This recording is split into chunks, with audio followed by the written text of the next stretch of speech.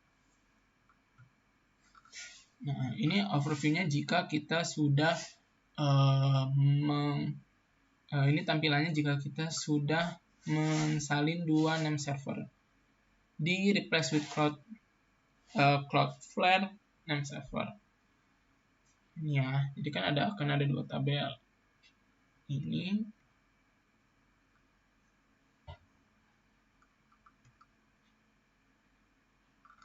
nah, dari Cloudflare ini kita copy lalu kita pergi ke ID CloudHost client, lalu kita klik titik 3 yang ada di paling kanan dari nama-nama ini, lalu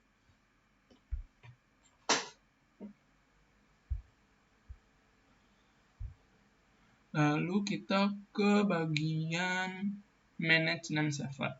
Manage name server di sini juga akan ada tabel lagi, lalu kita masukkan dari dua nama Cloudflare server yang kita copy sebelumnya. Kita masukkan di sini. Setelah kita masukkan, kita klik change name server. Dan di sini akan ada proses, kalau nggak salah ada proses loading, lumayan proses loading untuk mengganti dari name server yang ada di ID CloudHost client. Selanjutnya kita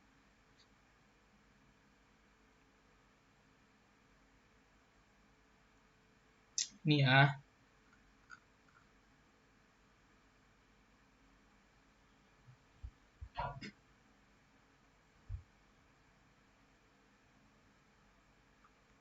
Ini ya. Nah, setelah itu nanti di bagian overview dari cloud server ini, dari domain kita di overview-nya di dalam Cloudflare-nya, akan di bagian bawahnya ada bagian check name server. Dan kita klik check name servernya. Di sini memang prosesnya akan lama tergantung dengan jaringan yang digunakan. Jadi kalau misalkan jaringannya bagus, maka prosesnya akan jauh lebih cepat. Dan kalau sudah selesai, nanti akan muncul keterangan seperti ini. Cloudflare is now checking. Nah, seperti ini ya kalau sudah ya. Dan selanjutnya kalau memang sudah mulai digunakan, akan tampilannya berubah seperti ini. Ini karena saya sudah menggunakan dari Cloudflare-nya. Tampilannya akan berubah seperti ini. Lalu selanjutnya kita balik lagi ke VM, ke ID CloudHost Console. Dan di sini kita pergi, kita cek untuk IP-nya. Pertama kita cek IP publik, username, dan lain-lain. Di sini ada tanda running ya, berarti memang sudah berjalan VM-nya. Lalu kita balik lagi ke Cloudflare, lalu pilih website.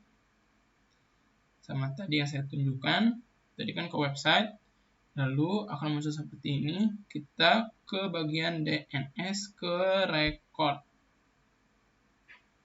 Nah, record ini nanti kita bisa menambahkan subdomain untuk domain yang telah kita buat. Jadi di sini ya, sama ini untuk tutorialnya. Pertama DNS, klik record, lalu pilih type A karena A merupakan tipe untuk IP versi 4. Lalu name, namanya ini sesuai dengan keinginan kita.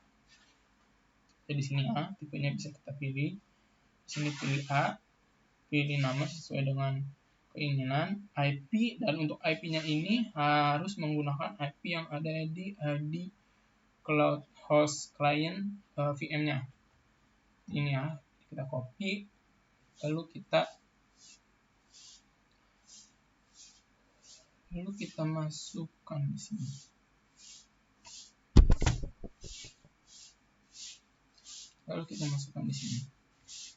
Ini, dan untuk proxy statusnya harus nonaktif. Setelah itu bagian proxy matikan saja, bagian TTL biarkan auto jika sudah, lalu klik save. klik save ini ya. Save. Dan kalau sudah diklik save, akan muncul di bawah tampilan nama yang baru, tampilan subdomain yang baru saja kita buat. Ada di sini ya. Lalu langkah selanjutnya adalah kita membuka Putih, lalu masukkan nama subdomain dan yang sudah dibuat tadi, atau kita bisa masukkan IP-nya. Jadi kita buka Putih, aplikasi Putih, lalu setelah itu kita masukkan bisa kita masukkan subdomain ini. Misalkan kita masukkan Habib titik nama domain dengan ekstensinya. Jadi yang dimasukkan adalah Habib titik mie kotak titik my.id di dalam Putih, atau kita bisa masukkan IP-nya, IP ini ya, dan harus IP publik. Seperti itu, lalu akan ada tampilan seperti ini, kita klik accept.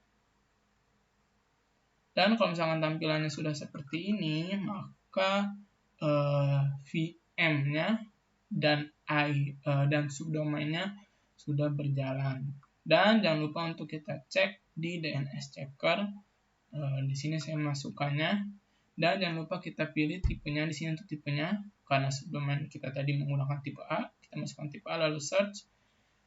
Dan kalau memang sudah mayoritas keluar checklist di sini, maka DNS-nya pun juga sudah benar.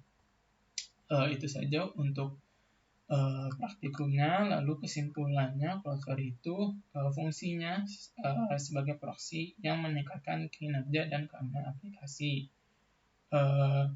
Di VPS dengan mengarahkan lalu lintas melalui jaringan penyebar konten yang menyediakan perlindungan terhadap serangan DDoS.